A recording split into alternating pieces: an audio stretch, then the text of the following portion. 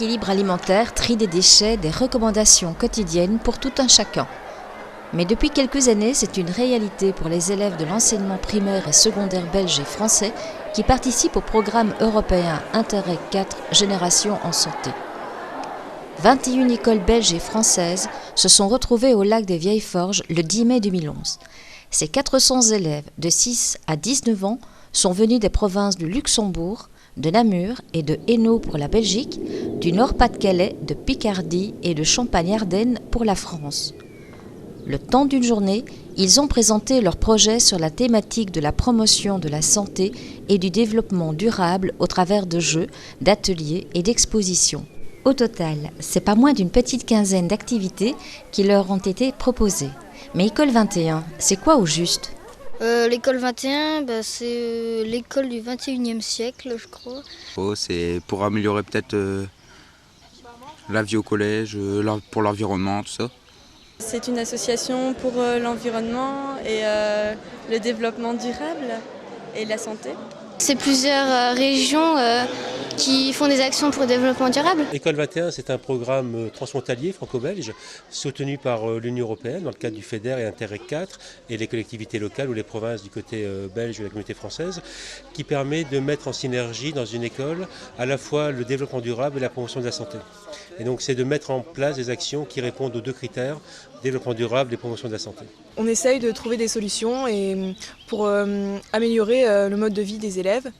Et pareil, ça parle de l'écologie, la santé, et oui, c'est plein de projets comme ça.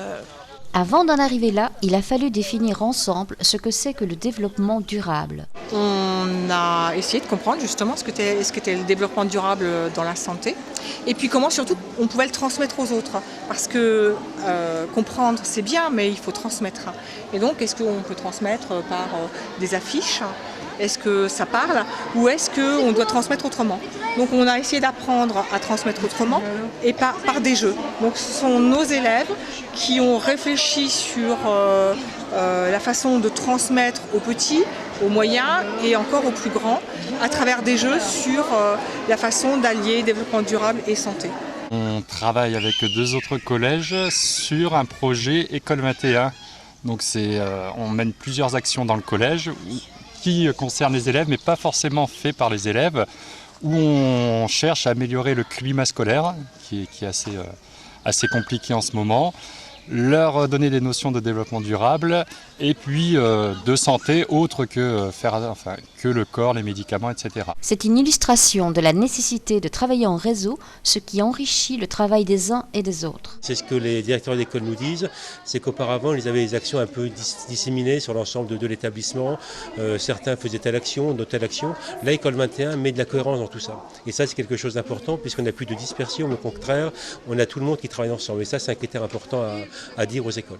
Pour faire la démonstration de l'efficacité des différentes actions, chaque école est venue montrer ce que l'on y avait réalisé. On a fait des exposés représentant des actions pour le développement durable et dans notre collège on fait des actions comme du compost, des choses comme ça. Alors nous avons essentiellement travaillé sur les déchets, sur le recyclage des déchets depuis l'an passé, puisque nous avons mis en place un tri du papier dans les salles de classe.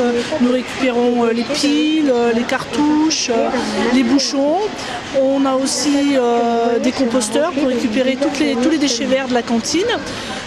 Et puis là, nous sommes en train de faire du lombricompostage, puisque nous avons un composteur pour expliquer la décomposition de la matière. Nous avons aussi tout un volet santé avec l'infirmière. Et puis là, on projette la construction d'un jardin médiéval, d'un jardin d'inspiration médiévale. On a fait le village de Déon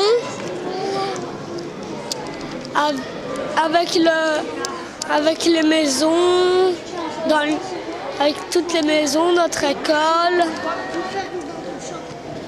l'église, la salle. Déjà, on a dû réaliser un questionnaire sur l'environnement et tout ce qui tourne autour pour essayer d'améliorer l'environnement du collège et puis de nous faire réfléchir un peu sur l'écologie, tout ça.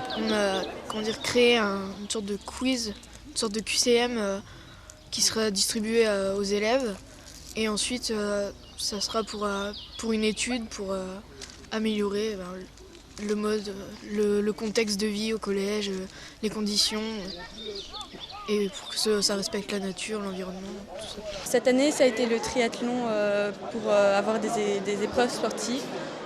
On peut faire un triathlon, un duathlon, et donc courir, nager et faire du vélo. J'ai un élève qui ne doit pas être très loin, qui a commencé à travailler justement sur aussi le jardin et les jeux, qui m'a dit Madame, hier j'ai vécu une journée extraordinaire et je donnerais n'importe quoi pour la revivre encore aujourd'hui. Toutes ces actions nécessitent une grande implication des écoles. Et je crois que pour qu'une école puisse devenir école 21, d'abord il faut qu'elle soit motivée. Ça c'est la première des choses. Et donc que l'équipe de direction, que l'équipe d'enseignants, que le personnel technique, que les élèves, que les parents d'élèves, que la communauté éducative en général soient motivés pour ce programme-là. Je crois que c'est quand même des activités qui sont proches de nous, qui sont en rapport avec le bien-être, la protection de l'environnement. Et on ne peut que les inciter à s'engager dans ce type de démarche, parce que quand on les voit passer, circuler dans les stands, je crois qu'ils sont très intéressés par ce qui se fait dans chacun de nos établissements qui participent. En fait. Et puis les élèves sont demandeurs, ils sont très impliqués dans ce qu'on fait au collège et on n'a pas besoin de les solliciter, ça part souvent sur du volontariat. Voilà. Nous allons aller en maternelle, en primaire et dans d'autres collèges pour justement leur travail maintenant qu'ils ont acquis les connaissances, c'est de les apporter aux autres et justement d'expliquer aux autres comment est-ce qu'on peut intégrer développement durable et santé.